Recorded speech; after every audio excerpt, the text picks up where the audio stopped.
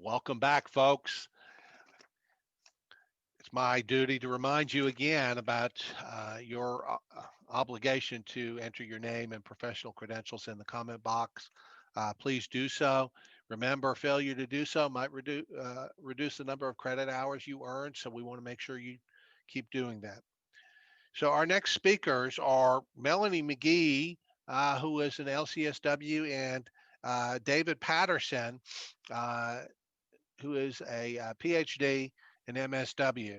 Melanie is an LCSW in private practice in Maryville, Tennessee. She is married to David Patterson, who's on the faculty at the University of Tennessee College of Social Work. Please welcome Melanie and David. It's really lovely to be with everyone in this oh so unusual way. Um, and I just want to start in this exploration of non-duality. I think it's interesting to explore non-duality in nature in some ways.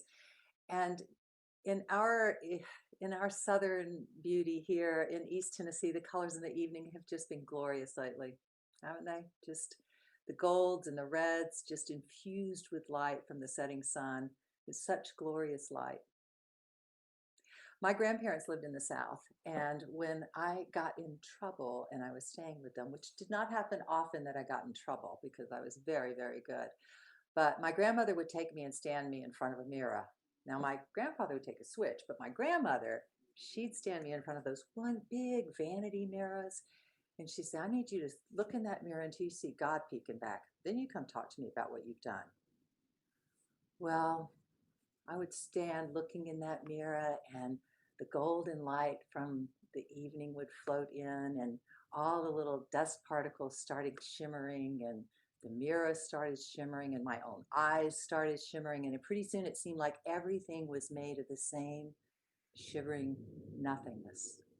The crickets outside, the dogs in the next room, my grandmother, the mirror, me, everything made of the same shimmering nothingness that was somehow simultaneously full.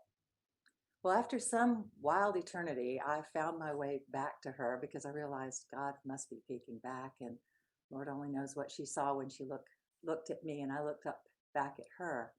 But she'd generally just send me on my way. And those were the first experiences I recall of having sort of transcendent awarenesses. Like most of you, I've had these experiences, these many moments of awareness, sometimes just looking into the eyes of someone you love, or walking in the woods with a friend, watching the moon rise or the sunset. It suddenly seems that life is more than it normally seems. And other people are more than they seem, and we are. These moments illustrate one of the underlying principles of acceptance and integration training, which is one of the ways we're going to be exploring non-dual awareness today. They illuminate this principle that the true self is not encumbered by the limitations of a narrative. The true self is a being. And David, you can put that slide up if you like, if you would. So why this is meaningful for therapists is that as we are attending to our clients, we're really paying attention to their true self, to their sovereign self, beyond the limited conditioned reactions of the conditioned self. And we begin accessing these more expanded perspectives of the true self through induced non-dual awareness. So here's where we're going today. We're going to have a shared understanding of what non-dual awareness is, or NDA, and its relationship to resilience. David's going to walk us through an exploration of non-dual awareness across culture and various routes into non-dual awareness. We'll explore its relationship with resilience again and then emergent neuroscience. I'll go through a brief introduction of acceptance and integration training. We'll do a little demonstration with all of us as a group. We'll do a little trauma demonstration, have some time for Q&A, and that's where we're going today. So the objectives of our time together is to list the 4 elements missing in non-dual awareness. You'll be able to name one method to expand these experiences and describe how non-dual awareness supports resilience. I hope that sounds like you're in the right place. And I want to introduce you to David. David Patterson is my best friend and husband and professor at the University of Tennessee. And he and I have a long shared history of adventuring together, and also these inner adventures shared by our informed by our shared love of meditation and these explorations into truth. And we approach these territories from different points of view. And so I hope you enjoy hearing David's point of view on this. Thank you, David. Thanks, Melanie. So Melanie mentioned that we had a long history. Sometime in 1981, we were driving through the mountains of rural North Carolina, and I had been reading Alan Watts along the way in the years before that, and and it was a foggy day. And I said to Melanie as we were driving through the mountains, I said, you know, what's striking about the fog is that it seems to be a way of tuning us into the interconnectedness of everything. And I think that pretty much sealed the deal on the relationship at that point, because it really resonated, that perspective, which was not my original one, resonated with her perspective as well. So what is non-duality? And to talk about non-dual awareness, it's important to first talk about non-duality. From a broad cultural and social perspective, there's a growing recognition of the inseparability, the inseparable wholeness of opposites, the inherent interconnectedness of matter, energy, and resultant life in its myriad of manifestations.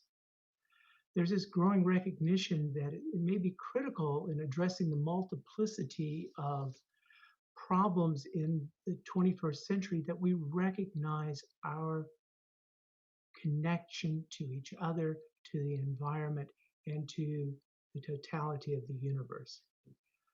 To get to that, it might also be useful for us to think for just a moment about the paradigmatic opposite of non-duality, and that's duality, which you can think of as non-duality's conflictual brother. Duality is far more evident, observable in everyday conscious life. As a culture, and for that matter, across cultures, we as a species are activated and engaged, seemingly forever drawn to the dance of opposites, the polarities of shadow and light, good and evil, the righteous and the infidel, us and them, our team and the opposition, and we see that playing out all the time in our political culture. There's energy in this dialectic. There's in the critique of the other, of the seeming salvation of sacrificing our unwanted, unacknowledged desires to the shadow, to the other, and the glorification of our small selves through the pseudo purification of denial. Perhaps more than ever, given that, perhaps more than ever, it's important that we begin to find ways to transcend this dance of opposites, to see and experience the unity of opposites, to cultivate our capacity with non-dual awareness. So what is non-dual awareness? It's a state of consciousness, and it can be cultivated. And we'll talk in just a little bit about how it might be accessed. But here are some ways of thinking about non-dual awareness. The relative absence of is a state of consciousness with the relative absence of thoughts, images, emotions, and sensations other than presence of being. There is a suchness to the experience that can feel open, spacious, and vast. And suchness in Buddhist traditions is defined as the nameless and characteristicless reality of ultimate nature. The nameless and characteristicless reality of ultimate nature. Also, non-dual awareness is expansive enough to contain opposite states such as anger, fear, and sorrow. It all feels okay. It all seems to be part of life in that non-dual state. So we have seen across cultures and across time the recognition of non-dual awareness. It's been reported in the wisdom traditions, and you see on the right-hand side of the screen quotes across time and cultures and traditions, wisdom traditions that all point to non-dual awareness. Seekers, mystics, scientists, and ordinary individuals, as I said, across time and cultures, have reported meditative, eyes wide open experiencing of non-dual consciousness. The neuroscience at NYU, Zoran Josifovich, has said non-dual awareness is experienced in meditation as a vivid presence of empty awareness that knows itself directly without mediation of conceptual thought. It is that knowing of self, that broad, luminous consciousness that is known directly without conceptual thought. It's been talked about in references to non-dual awareness in various forms or expressions. Goes back as far as the Vedic traditions, the Vedas and the Upanishads, which came after the Vedas. There's mentions of states of non-dual awareness, although the term might not have been used. Samadhi was a Sanskrit term for that. Also, in those traditions, and this perhaps gives us a clue to why we have tuned into it as people across cultures, across time, is that in the Vedas, 10% of all the Vedas, and there's about over 1,000 verses or stanzas in the Vedas, 10% are devoted to soma. And soma was thought to be a hallucinogenic mushroom that induced a state of non-duality. In other traditions, the term Santori is used in Japanese, Dojin in Tibetan Buddhism, in English terms that refer to it, emptiness, nothingness, beingness. Mental silence, cosmic consciousness, all are ways to express the ineffable experience of non-dual awareness. So there are a number of pathways to non-dual awareness, and we'll talk in just a moment about mindfulness practices. Some people have spontaneous non-dual experiences. Other people across time and across culture have used hallucinogens to activate and experience non-dual awareness. Here's a quote from Nina Wise, who appeared in Tricycle, fall of 1996, about her first LSD trip. I became complete peace, pure luminosity, no self, no form, no time, free from identification with my body. I realized that death only exists in the imagination of humans. And she goes on. But what's striking about that description is that description is in many ways similar to spontaneous experiences of NDA and mindfulness practices that induce non-dual awareness. And you see there at the bottom of the screen some of the traditions, the Sufi traditions, the Tibetan Buddhist traditions, the Zen Buddhist traditions, and the Advaita Vedanta, I can never pronounce that, it's out of the Hindu traditions, all of which are practices that have been cultivated for people to experience non-dual awareness. So, and as I said, mindfulness practice is one path to non-dual awareness. Mindfulness practice can result in the direct perception of the changing nature of phenomena, the suffering arises and from not clearly seeing. So mindfulness practices help us begin to release our grip on rigid beliefs and fixed positions. It cultivates attentional control, emotional control, or emotional regulation and self-awareness. Non-dual meditation aims to undo the maladaptive cognitive and affective patterns by recognizing their constructed and transient states. We began to see the conditioned nature of the mind and our reactions. Also, if you look at, for instance, acceptance and commitment training, they talk about cognitive diffusion, which involves creating space between ourselves and our thoughts and feelings so that they have less hold on us, the cultivation of metacognitive ability, all of which can be cultivated and experienced in non-dual awareness.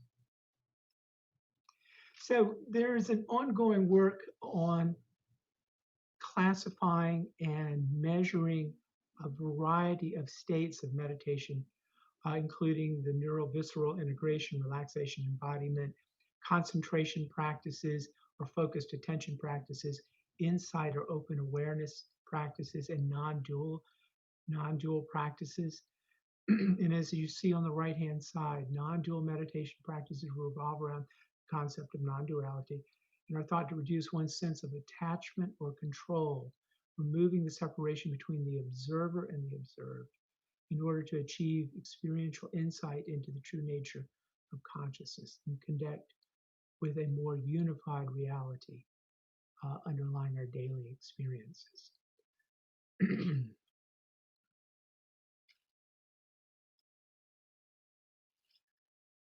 So let me just back up for a moment and go back to that previous slide.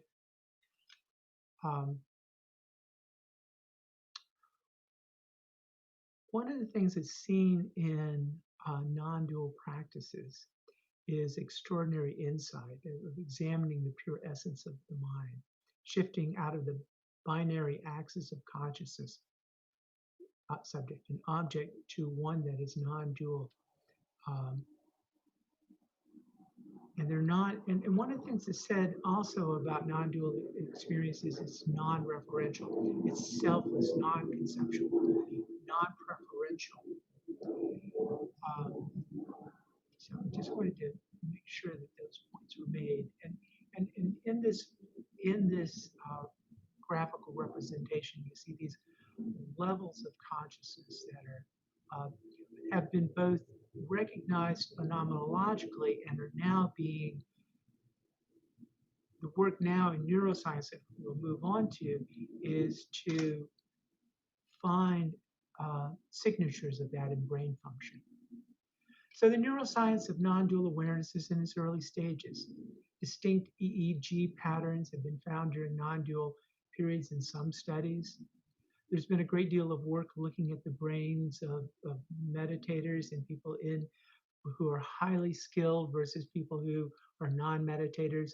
One of the things that we see in highly skilled, experienced meditators is deactivation or decreased reactivity in the amygdala, a reduction in the activity of the default mode, and an alteration in the functioning of lobes that is associated with sense of differentiation versus de-differentiation that create that sense of loss of self. State of open presence or open awareness in experts is characterized by increased, and this is important, increased sensory monitoring. So that focusing in on sensory experience, but with reduced perceptual inferences compared to focused attention.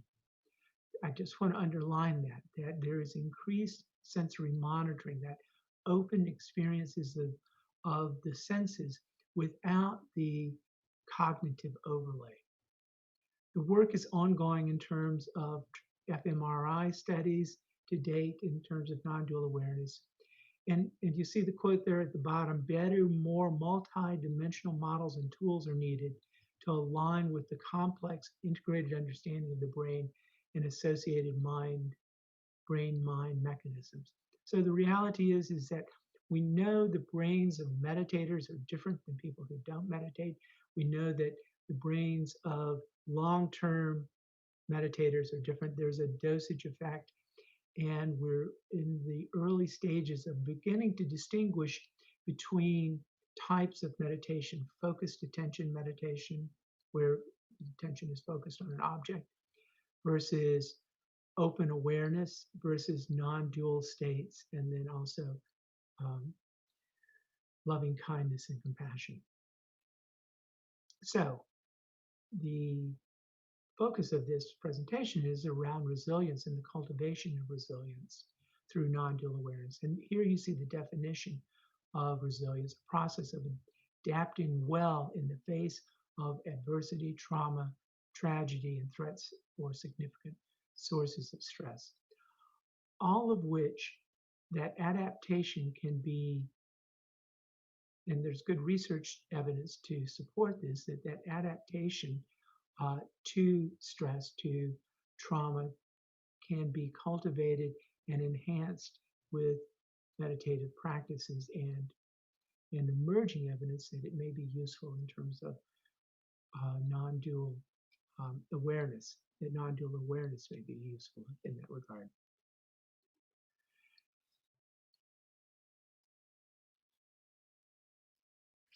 So non-dual awareness supports resilience by fostering, one, the capacity to decenter from experience by adapting a metacognitive perspective, a witness state, if you will, disidentifying from self as a subject of the experience.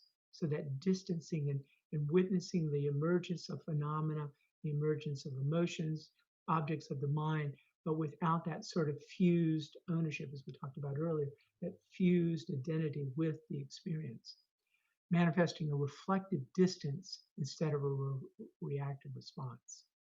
There's evidence to suggest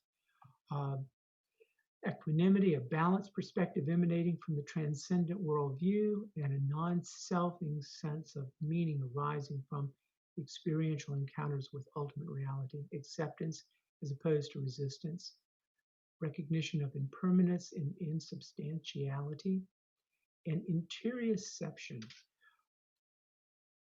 Interioception is the result of experiential understanding of the permeable boundaries between body and the world. And that's cultivated in, for instance, in body scans. And it's been found that people, it's been experimentally demonstrated that the body scan increases a sense of happiness. And it seems to be mediated by the loss of perceived boundaries of the body, that it suggests that the selflessness elicits happiness by dissolution of the perceived boundaries of the body. So that's a quick walk through what we know in terms of culture, meditation, non-dual awareness, and the neuroscience of non-dual awareness. And I'll turn this back over to Melanie now. Thank you. Thank you, David. Thank you.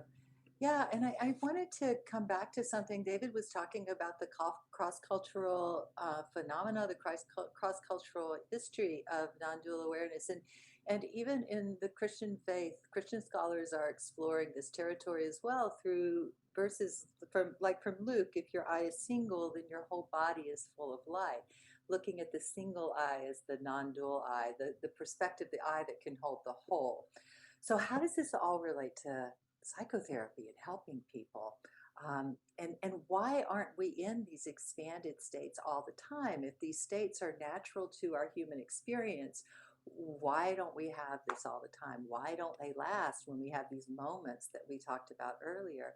Well, we have all of these contributing factors that influence our experience and filter our experience. If you think of if you see a little sun in the center of the tumbleweed, this is akin to our true self.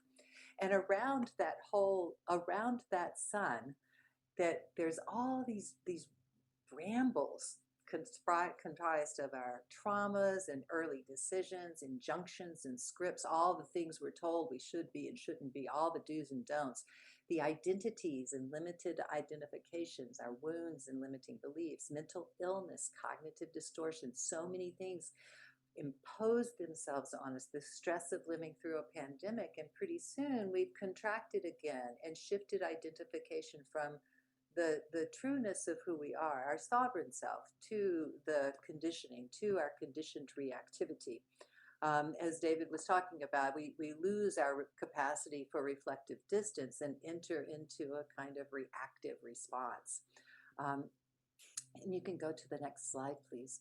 So what happens is that thoughts, images, emotions, and sensations impose themselves on us when we get triggered by some old wound, for instance, or something that acknowledges a limiting belief, and we see it reflected in the world. We get triggered by that and feel bound by the thought, image, emotion, or sensation, feel bound by that energy, versus the freedom of not being tethered to this kind of energy. So these thoughts, images, emotions, and sensations, they bind us. And what we do with integration is we neutralize the tension of that, and that liberates us to move through our world with greater ease of being.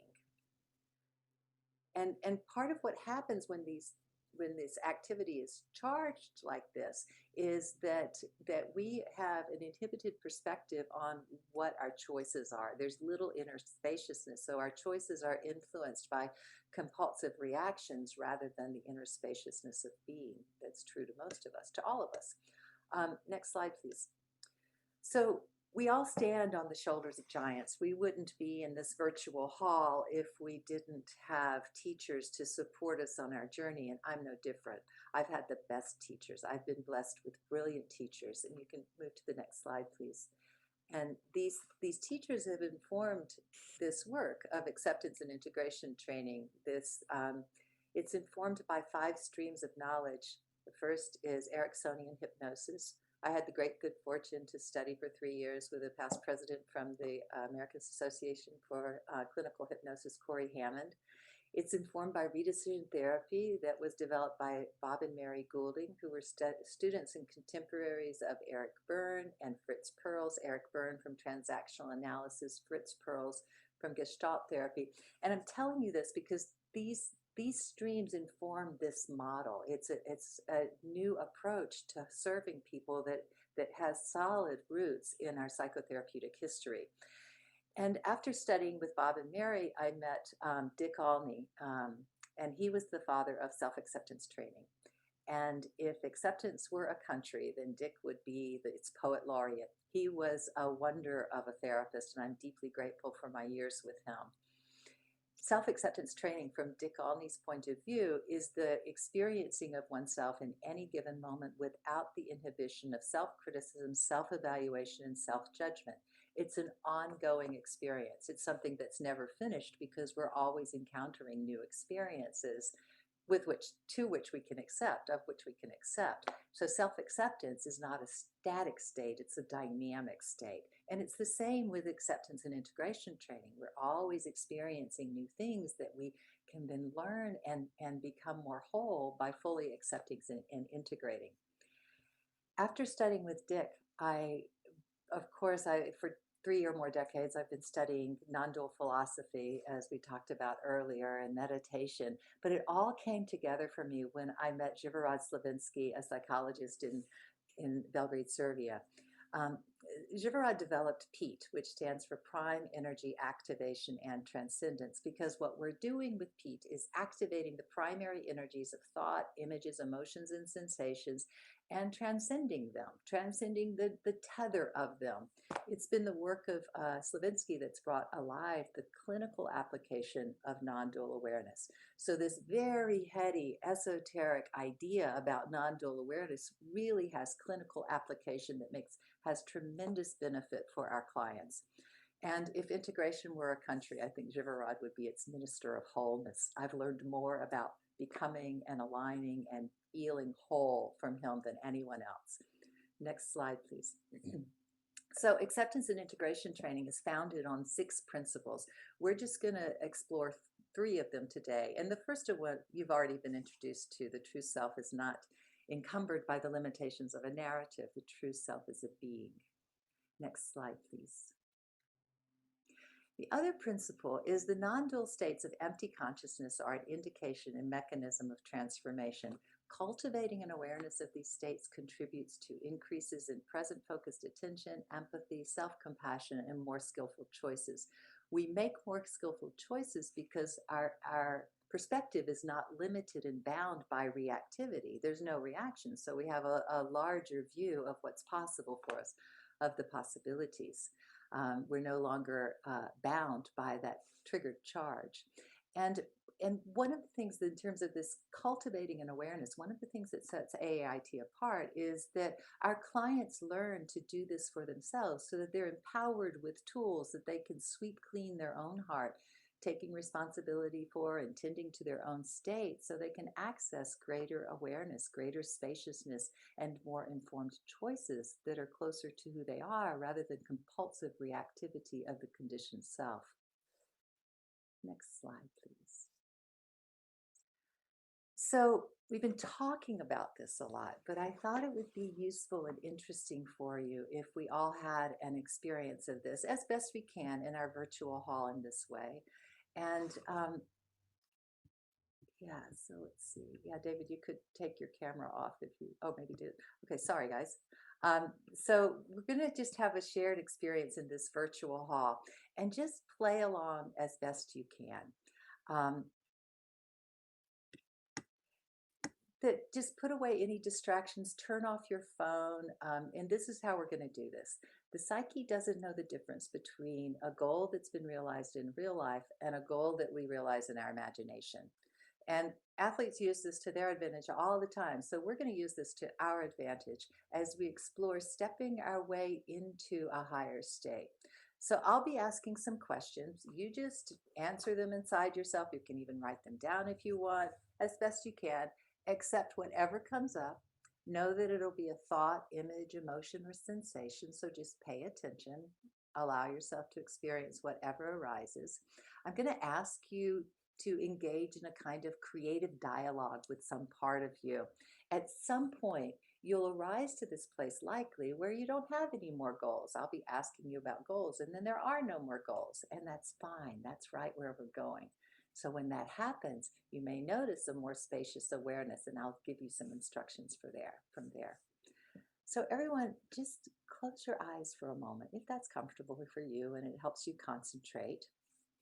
And this is a concentrated exercise. This is not like a deep relaxation meditation, although you hopefully will feel relaxed at the end of it. So stay conscious and aware. And for most of us, this has been a very stressful time in the middle of a pandemic. We miss our family, we miss our friends. There's a lot happening. This is a stressful time for many of us. And psychotherapists are no different. So what I want to invite all of us to do is to take a moment and just get in touch with the stress you're feeling, the stress of these times. Let yourself feel it. Now discover, where do you feel it most strongly in your body? It might be in your belly, maybe your throat's tight, your shoulders might be up around their ears. Where do you feel it most strongly? Just notice. What shape is it? If it doesn't have a shape, just pretend, give it a shape, this stress. Is it inside, outside your body, or both? Feeling this stress, what color is it? If it doesn't have a color, give it a color.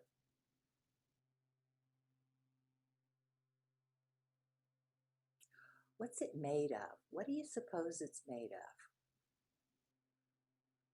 Maybe rock, maybe wire. What's it made of? Energy.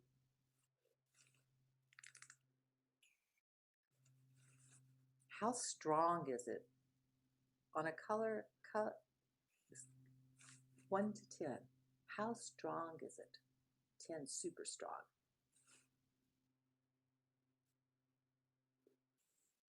How much does it weigh? If it had a weight.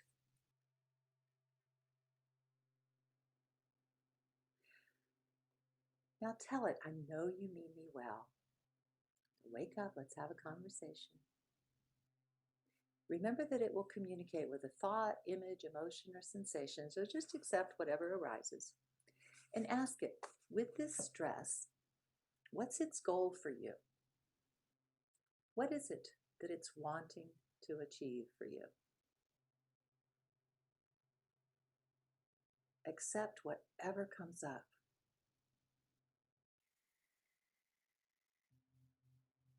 Thank it for that. Use the playground of your imagination. You have access to all of the creative resources of the whole universe. Use your imagination. Create some scenario where you realize its goal for you. Feel what that feels like to realize that goal. Just imagine what that feels like. Get inside that experience. Thank it for that. And ask it, now that we've realized this goal the way you want it to be, what goal do you have for me that's more important and spiritually higher than the previous goal?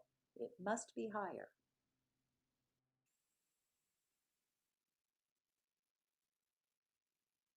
Accept whatever it gives you. Use the playground of your imagination. Create some scenario where you realize that goal. Feel what that feels like to realize that goal.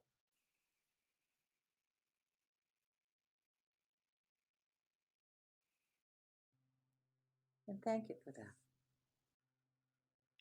And ask it, now that we've realized this goal the way you want it to be, what goal do you have for me that's more important and spiritually higher than the previous goal? Accept whatever thought, whatever image, emotion, or sensation arises. Thank it. Use the playground of your imagination. Create some scenario where you realize that goal. Feel what that feels like.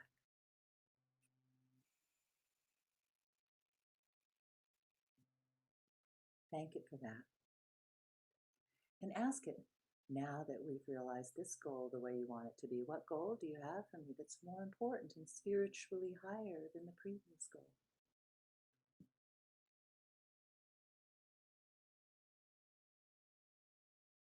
Thank it for that.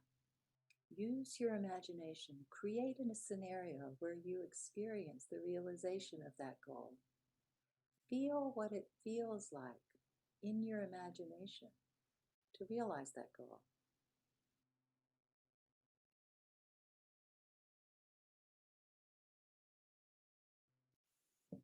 Thank it for that. And ask it, now that we've realized this goal the way that you want it to be, what goal do you have for me that's more important and spiritually higher than the previous goal? And some of us may be just feeling peace now or a kind of calm. Maybe that's its goal.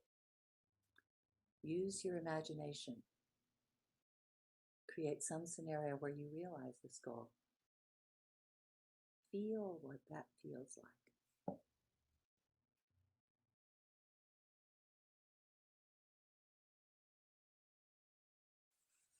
Thank it for that.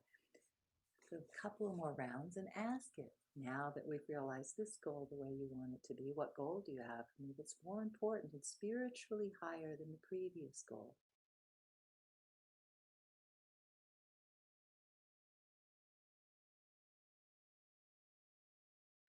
Thank it for that. Use the playground of your imagination. Create some scenario where you realize that goal. Feel what it feels like to realize that goal.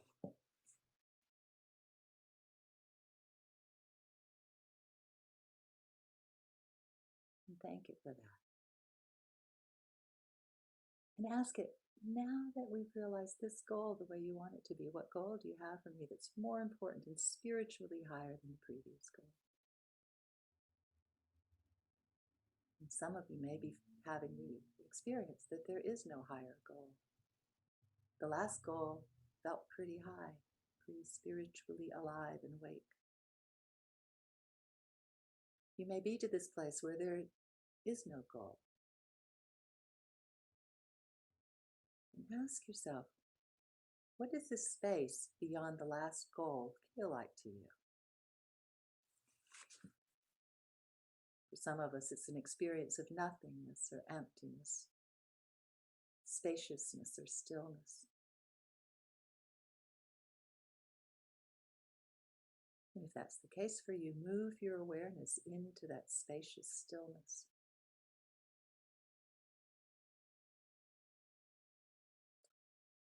becoming one with it as best you can. Or if there's another goal, use the imagination to create an experience and realize that goal. Moving your awareness into this spacious stillness, becoming one with it, recognizing it as an aspect of your essential nature.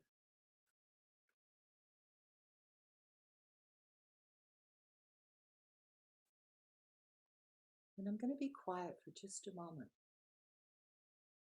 Allow yourself to settle into this awareness and let this settling have an effect and leave an impression. So much so that by the time I talk with you again, it will have left a deep impression. Much deeper than what you're experiencing in this moment.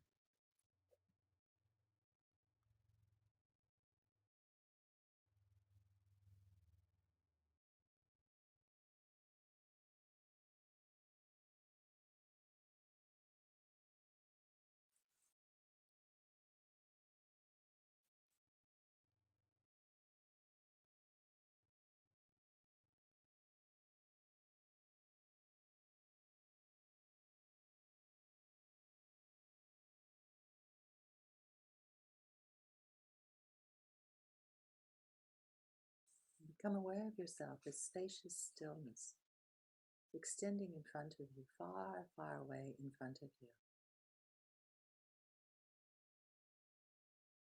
Easy breath.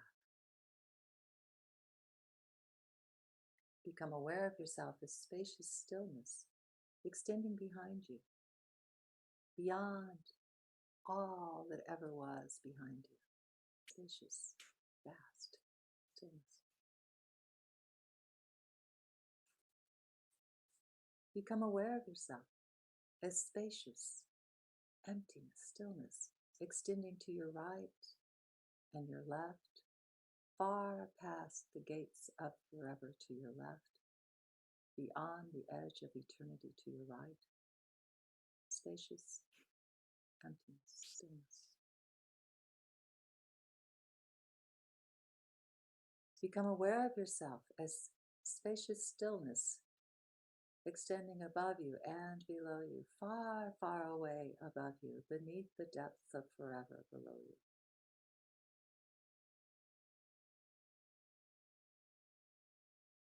Taking an easy breath, become aware of yourself as vast, spacious stillness, extending simultaneously in all six directions, in front and behind, above and below, to the right and the left, all at the same time. Like a star expanding into forever.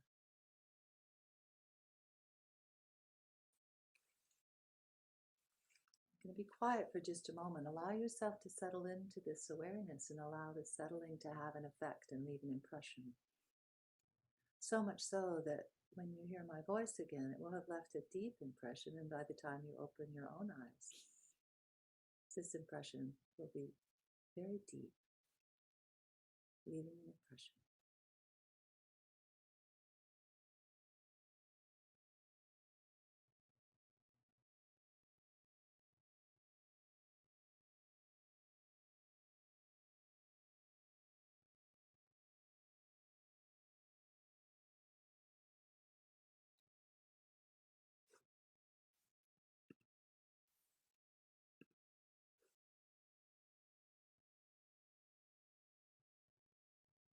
And from this perspective of yourself, this vast, spacious stillness, just skip through the goals on the goal chain that you explored earlier, like skipping down steps, just to notice how they seem to you. You maybe remember them and maybe you don't. But as you move your awareness back through the previous goals, just to notice how they seem to you. Often they don't really seem relevant anymore, or they seem part of the whole experience. Until you come to that very first point of the stress you were feeling earlier, and notice your experience of that now.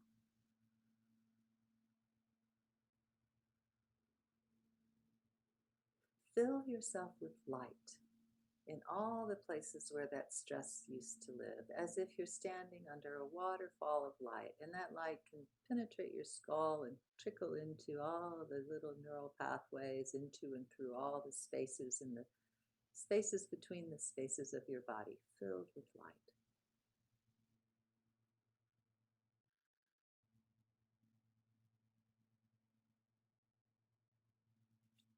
As you're ready, just taking your time, you can open your eyes as you like. Just notice your level of stress, and I'm going to turn it back over to David.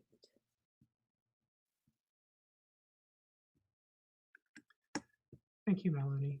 And I'm going to share the screen again. So now that you've completed this experience, you're invited to briefly answer, to take out your phone and your web browser on your phone or another screen on your computer, and invited to answer 3 brief items on a questionnaire. And we'll be reporting the findings of this later on in the live session. So if you open your phone or open a web browser and type in aait.questionpro.com, you see that at the top of the screen. Assessment will take approximately 2 minutes or less to complete. This is an experiential assessment that is simply part of the non-dual awareness presentation. We won't report these results. We'll report the results to you later in the presentation, in the live session. And this is not being done for research purposes. There's no identifying information being captured. This is simply a way of having us all examine the experience of this non-dual awareness experience that Melanie just led us through. So I'm just going to be quiet for a moment, that you type in aait.questionpro.com and record your experience or answer the questions in the brief instrument.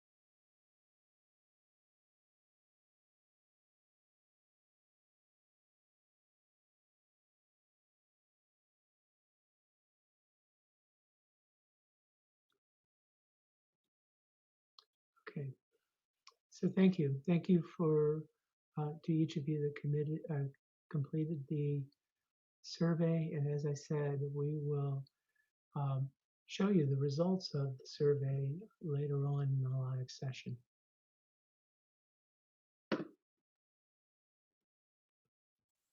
Thank you, David. So I wanted to talk a little bit about, so we saw a little tiny tip of the iceberg of what we can do in using non-dual states of awareness to address stress, for instance. But at the end, there's this, for us, when we help our clients and they enter a state of awareness that feels expanded, we can help them settle into that by doing this extended experience, this pleroma star expansion. If you could go to the next slide, please. Um, so the way that we do this is we direct awareness to the body sensations or the felt experience. We settle into that experiences for 30 seconds or so, recognizing that aspect of being as a part of our own self, as a part of who we are, and becoming aware of that energy expanding in all six directions, one by one, in front and behind, right and left, above and below, all at the same time, and then just settling into that awareness for a little bit. It doesn't really matter if you can like see this expansion. It's really more of a felt sense invitation. So that's how we would do that. That's how you could do that if your clients are in a state of peace and you want to help them expand that state. Next slide, please. And so another relationship here between resilience and non-dual awareness, that one of the things that inhibits our resilience is our experience of trauma, obviously.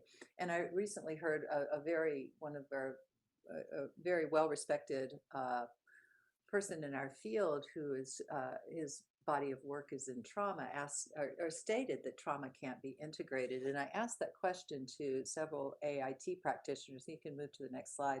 And I got several different answers that you can take a look at those. And I just wanted to show you that part of how we're working with trauma and non-dual awareness is by untangling the traumatic reaction so that the person can enter a moment of this spacious, empty awareness free from the trauma. And that the neutralization, what this does is it neutralizes the trauma and effectively integrates it. Next slide, please. So I thought that let's just take a little time. I'll do a little demonstration on integrating trauma. And the way that we do this is we use the opposites of here and now and there and then, and we disrupt space and time to help our clients empty of the charge associated with the trauma so that they can let go of then and there, and those experiences are tied off and just be fully present in life so that the trauma is no longer inhibiting their experience.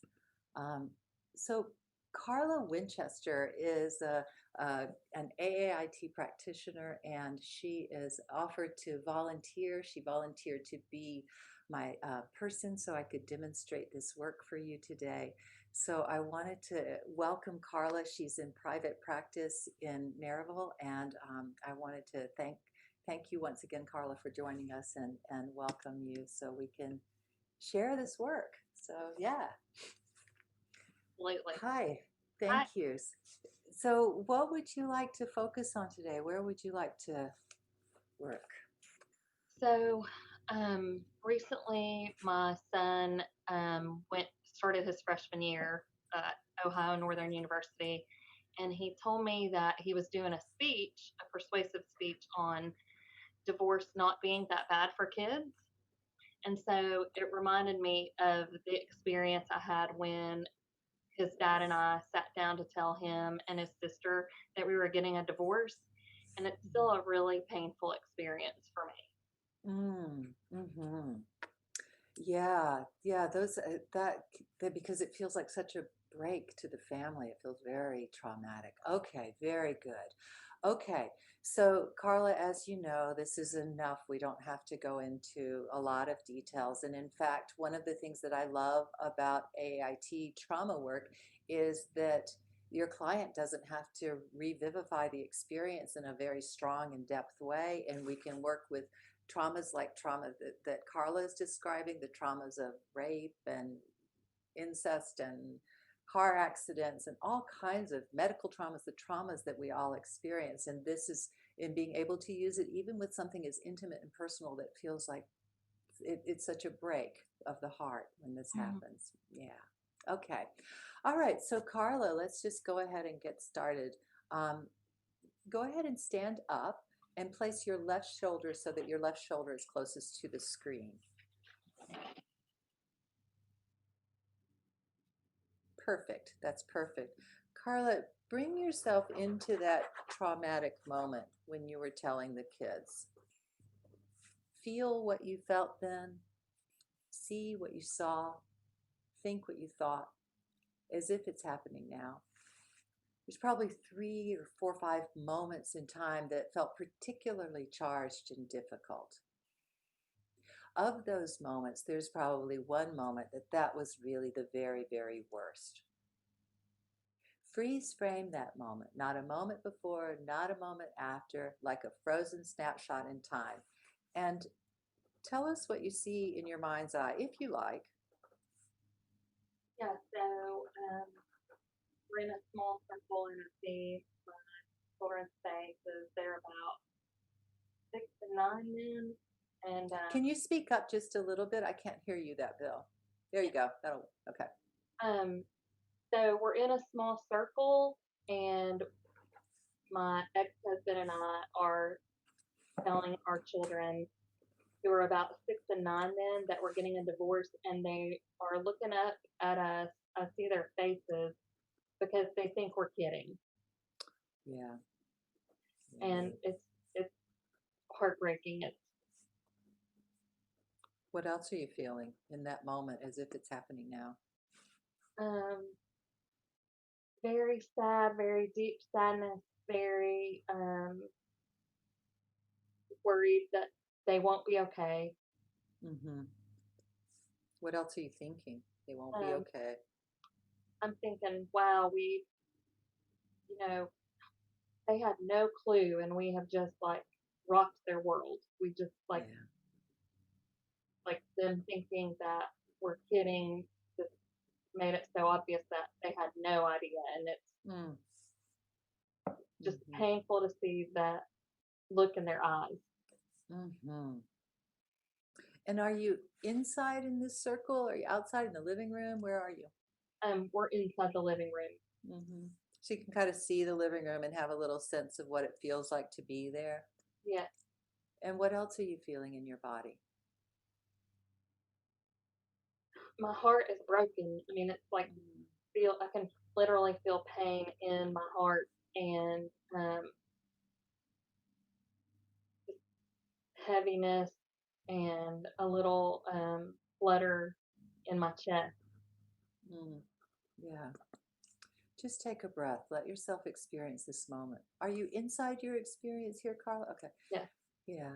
And so close the door on that, set it aside, and bring yourself to here and now, fully present, this moment, the map to your right, us over here to your left, here and now. And tell me what you see in your mind's eye of this moment.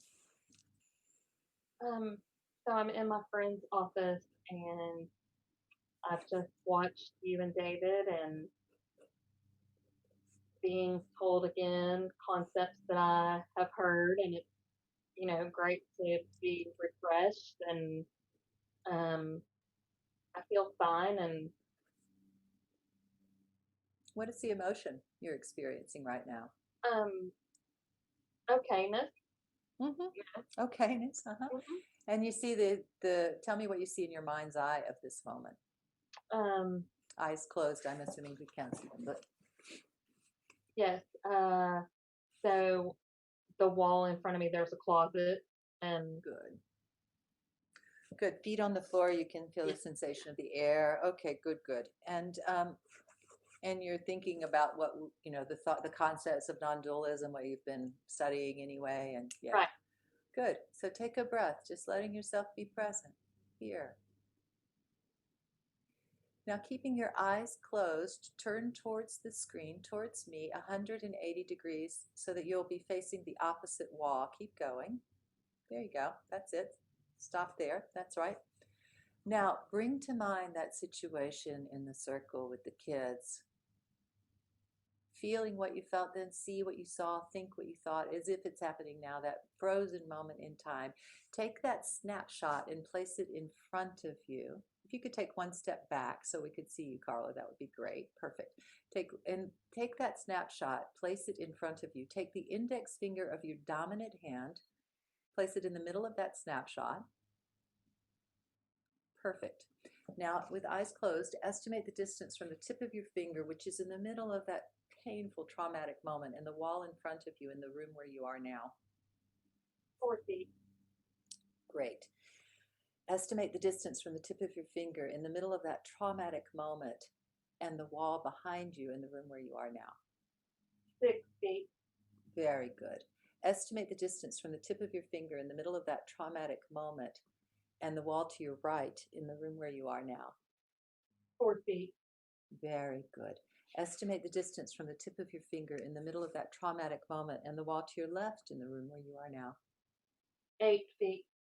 Very good. Estimate the distance from the tip of your finger in the middle of that traumatic moment and the ceiling above you in the room where you are now. 4 feet. That's right. Estimate the distance from the tip of your finger in the middle of that traumatic moment and the floor below you in the room where you are now. 5 feet. Very good. Keeping your eyes closed and your hand aloft, continue turning to your left to go to your original position. That's right. And stop now and lower your hand. And revisiting that situation in the living room, tell us what you notice about it now. How do you feel? It completely disappeared. It's like nothing. Like nothing. And you can take a seat if you like, Carla.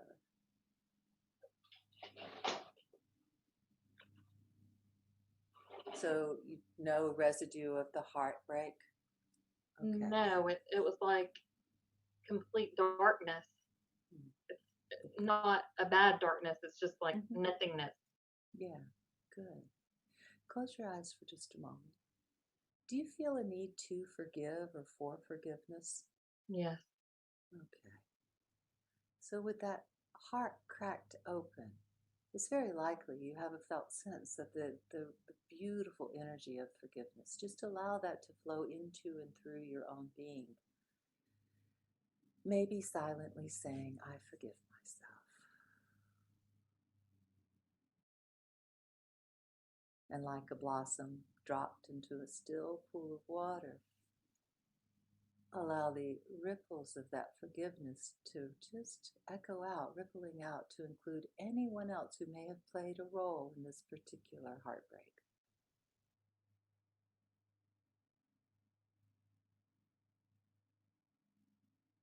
Anyone who comes to mind, maybe even ancestors, maybe even your ex-husband's ancestors, their parents' parents. Letting the echoes of that forgiveness continue to ripple out. I forgive you. Including systems and norms that contribute to family problems. I forgive you. Including life itself. God, of your understanding for creating a world where people love each other, have children, and divorce. I forgive you.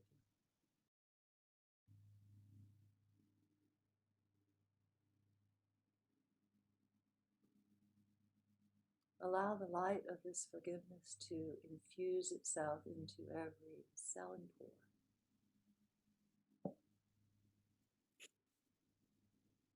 Especially lighting up all the places inside you where this pain used to live.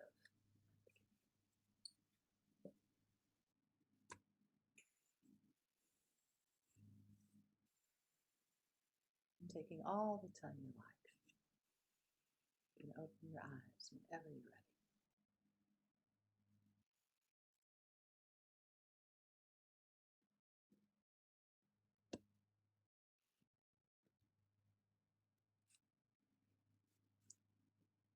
Thank you, Carla. Is there anything you want to share about your experience?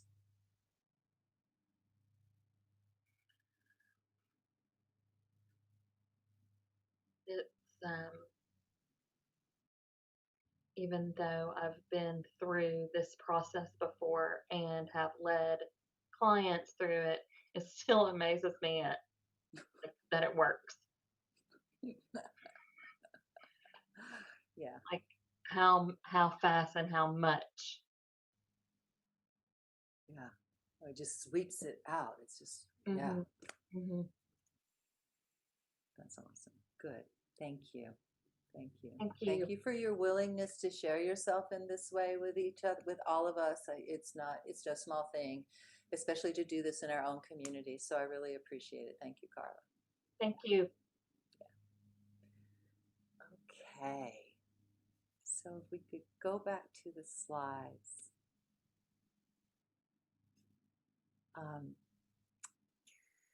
And let's see. Yes, so back to the one. Yes. So just what you just saw is another principle in action. The integration of two opposing states can alleviate psychological suffering.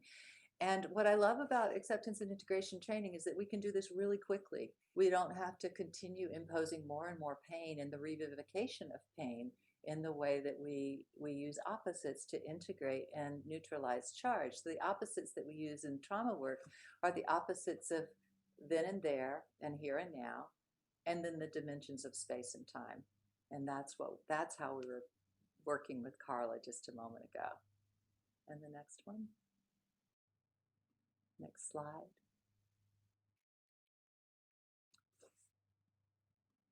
And essentially what this kind of neutralization offers us and offers our clients is it offers them the freedom to make choices that are more aligned with who they really are rather than the compulsions of their conditioning.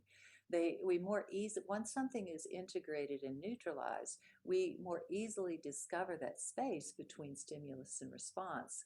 We discover that space to choose our responses, and then that gives us a freedom from our tethered pain and a freedom to move into our life in a way of being that feels congruent with who we really are, and helping our clients to do the same. So next slide, please. We're going to come back live and do the live test results, right, David? Yeah, so we'll be back live shortly. Yes. Results.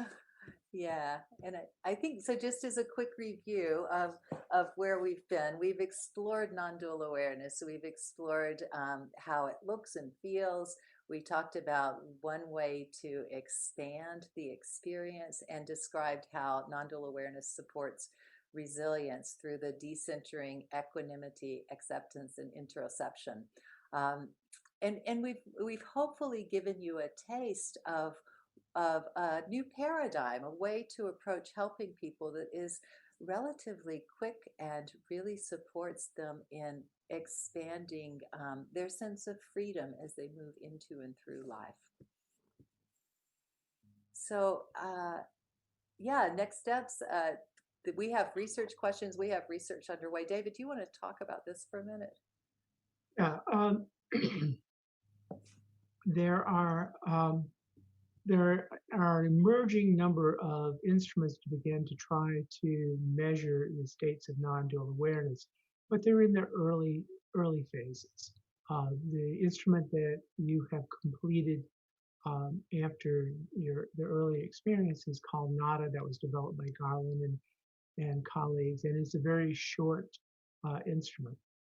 But how we measure non-dual awareness and the experiential experience of non-dual awareness is open in terms of research right now. And as I talked about earlier, they're looking for there's a search on for how this might be measured. So, for instance, an open question is, can AIT induced NDA measured with the EEG or fMRI? And we hope to, at some point in time, address that question. Which processes produce the most robust and reliable NDA experiences? Again, an open question.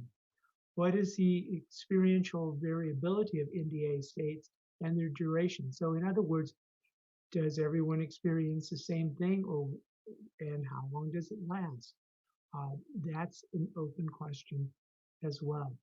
And then what are the clinical outcomes or therapeutic benefits?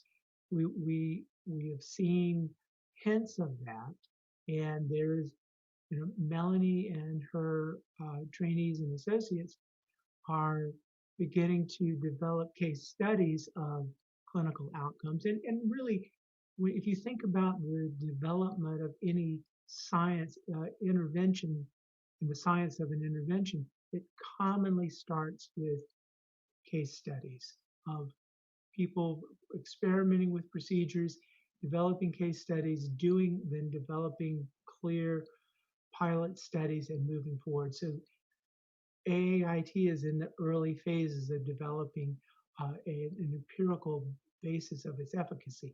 We think it's analogous to a number of other processes, but we think we have anecdotal evidence that it seems to be much more effective and quicker, but that still is yet to be determined.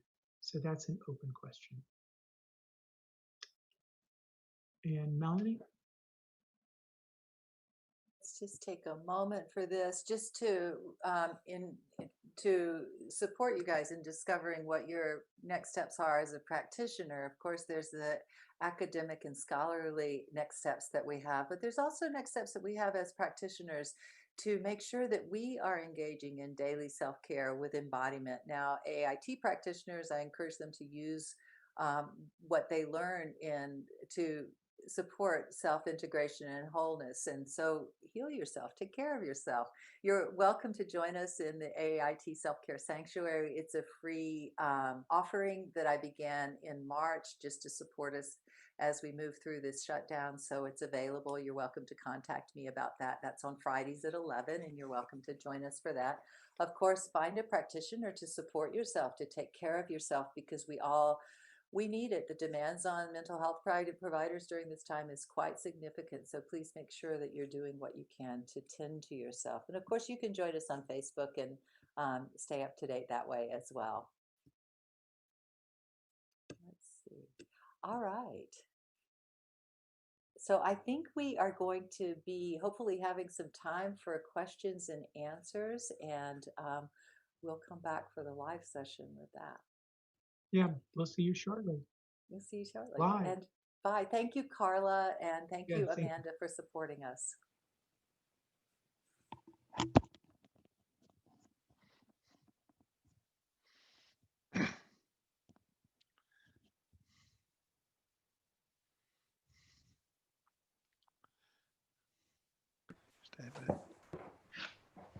Well, Melanie and David, thank you so much. That was wonderful.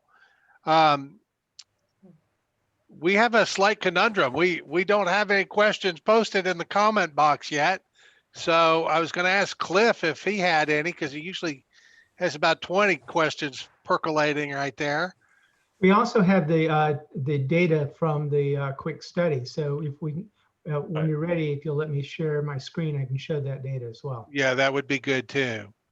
But we So can take Why questions. don't you do that first? That kind of wraps things up, and then we'll I'll pose a few questions if they're with the time we have left. Okay. So And can I share? Carla may be joining us in just a few minutes too. In case anyone had questions for her, she was going to be able to pop in. okay. Does Amanda know that? Yes. Okay. Okay. Nope, that's not the one. Hold on, sorry.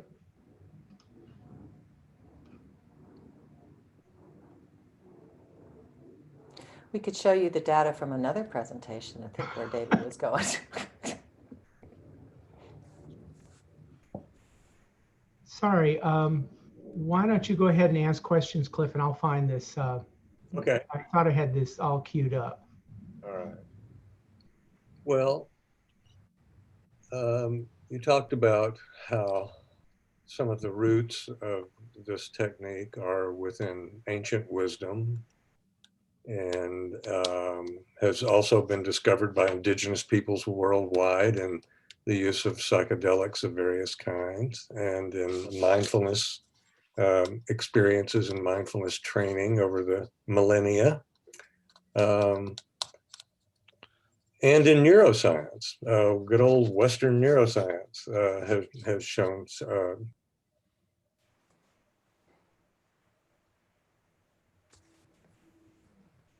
You're muted, Cliff. I muted you by accident. I'm sorry. I was trying to mute David so that we didn't hear him typing, and I muted you instead, Cliff. You're good to go now. Okay, so I was giving an introduction to the question. So I'll blow past that. Here's the question. Is this safe for complex trauma? In other words, chronic, repeated, inescapable terrorizing helplessness kind of trauma. It's not just a one-time, episode of assault or war or something like that, something quite complex. Yeah, that's a great question, Cliff. That because I mean, what you saw was the demonstration of, this can be used for one time. This isn't a training, obviously, it's a demonstration, but you saw the demonstration of using a particular trauma method to address a particular trauma.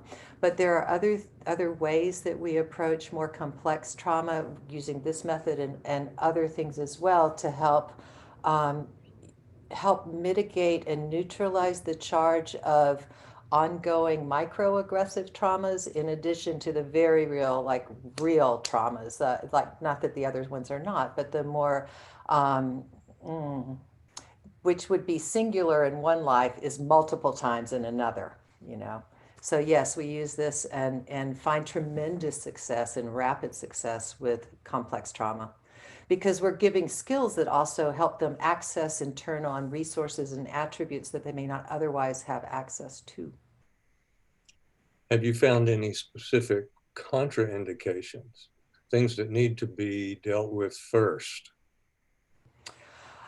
Yeah, I think grief is one we have to be careful with because you can't biohack grief. Grief is going to have its way. We can soften the edges of it. We can help mitigate some of the impact of it, but grief is still going to be there. Grief will express itself until it's done, in some ways. So grief is one I'm careful about. We don't want to impose because otherwise it starts to feel like the imposition of the subtle aggression of self-improvement, like you can self-improve your way out of something, and that's not what this is about.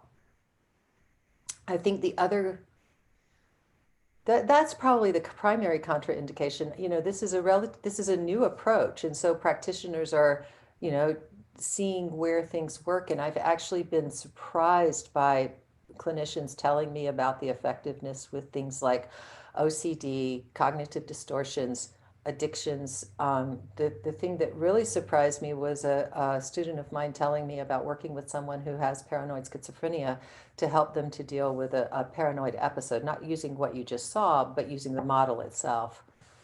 So I'm optimistic about its efficacy in a variety of populations. Many of the things that, can I go ahead, Ben? Yeah, go ahead. I thought you Okay. needed me to do one. Many of the things that you and David described about kind of create a nice background for the development of this particular uh, treatment strategy, um, are based on repetition and practice. And even in mindfulness, we talk about a mindfulness practice, almost like athletics. You have to keep practicing. You can't go to the gym once and come out with huge biceps. You have to keep at it. And there's some immediacy to this, as I understand. I know this is a brief introduction, but there is something about right now. Can you explain the difference there? Yeah, so acceptance and integration training has 5 phases, and so we'll often see us move through the phases within a single session. So one of the phases is integration, and that's what you saw happen with Carla. So there's the phase of directed awareness, and the phase of collaborative agreement, collaboration, integration, and embodiment. And what we're looking for. So with Carla, what you saw was integration. What many of you may have experienced if you joined us for the shared practice session was a bit of integration. And and that can address a single problem.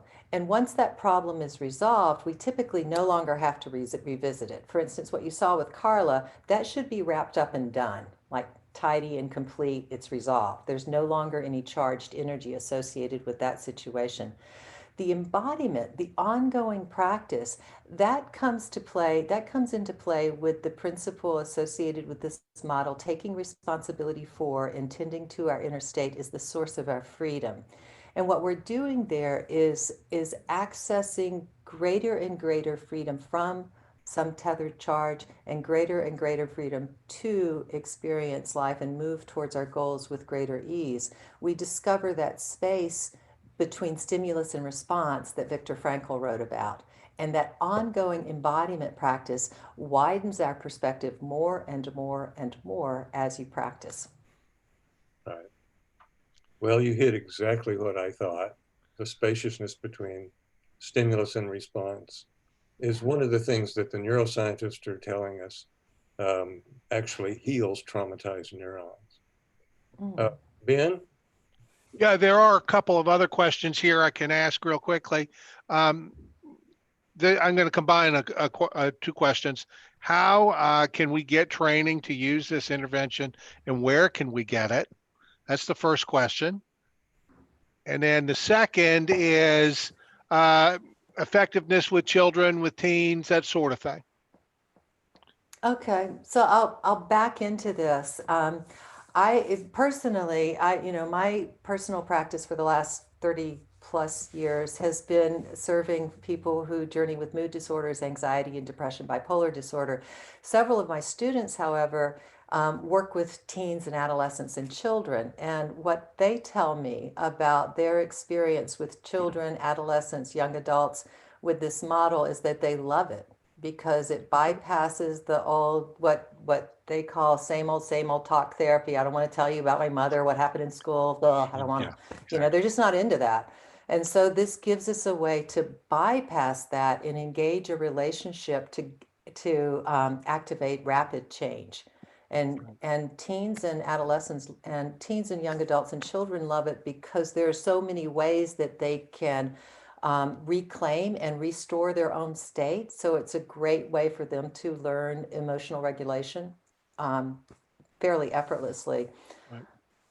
The training, you can access training. I mean, here we are in East Tennessee, and this is right in our backyard.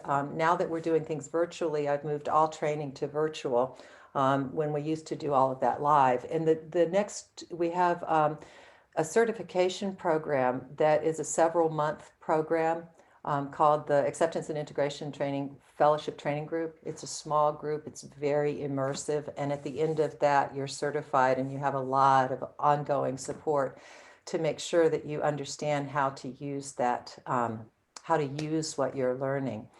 So that's the immersive program. If you just want to taste a little bit, the foundation, there's a foundations course that I'll be offering in late April. And Bobby McNamara is an AAIT trainer. He's an LCSW right here in our community. And he's going to be doing a foundations course, I think, in February. So, so January, we start the fellowship training group. If you're interested in that, I'm happy to have a conversation and explore if this is the right thing for you at the right time, the right training for you at the right time. Good. I have one more question that came up in the book, and I think it's an interesting one. And then I know David is probably patiently waiting with his screen ready to share. Okay, so the question that just popped up is, are there any concerns with disassociation? No. Because I'm sorry, I got so excited. Okay. Yeah, you because did. our approach with our approach with disassociation with this model, I think, is really unique. Because from weekend one, from one of the first things you learn, we're talking about disassociation and how to recognize association and how to help people re-enter and re-ground themselves in the present moment, because we have really relatively reliable tools for helping people recognize when it's happening and what to do about it. So it's very much a part of and this what we're doing, but it's not just limited to people who have a dissociative disorder. Okay, good. Thank you. Now, David, you ready to cue that up? I am. And Here we go. Carla is here too, just so I don't know who's managing, but Carla's here if anyone had questions for her after David finishes too. Okay, so real quickly, we had 84 people start, 37 complete. People from Iowa and Tennessee, interestingly. If we look at the first question, I experienced all things seeming to unify into a single whole. and it was a scale of 1 to 10, you can see that about 65% rated that above 7. And that's just another representation. So 7 was the highest, and then above that, you can see the numbers there. So that cumulatively it's a little bit over 65%. I experience all sense of self and identity dissolve away. And again, it's well north of 60%. If you start from 6. And again, 7 was the most common. And then finally, I felt surrounded and filled with a blissful warmth or energy. And you see the data there in the pie chart. And then, and I don't know why this is, but this gives a cumulative total. So over 80% or 81%, almost 82% had rated it as higher than 6, that experience. And these findings are analogous to, we did a similar version of this presentation at the Energy Psychology Conference, the International Energy Psychology Conference in May, and had very similar findings. They were a little bit stronger at that time, but the intervention that Melanie did was a little bit briefer today. So those are our data from today's experience. And I want to thank all of you who quickly logged in and recorded your experience. That was very useful. Thank you. Cliff, I don't have a question in the chat box for Carla. Did you have one? Carla, did you find, by the way, Carla, thank you for participating. Mm-hmm. Did you find that you were able, was it a transcendent experience? If you know what I mean, but I'm sure that having worked with David and Melanie for a while, you know exactly what I mean by that. But, or did you find that you had to find a readiness to let go of some kind of problem? And No, okay. I didn't. It was transcendent for sure. And I didn't, I had to be willing to participate, but I didn't have to struggle at all to let something go.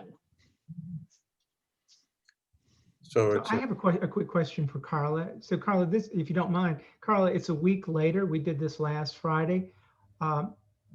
Any difference? Any change? Has it endured? Has any change?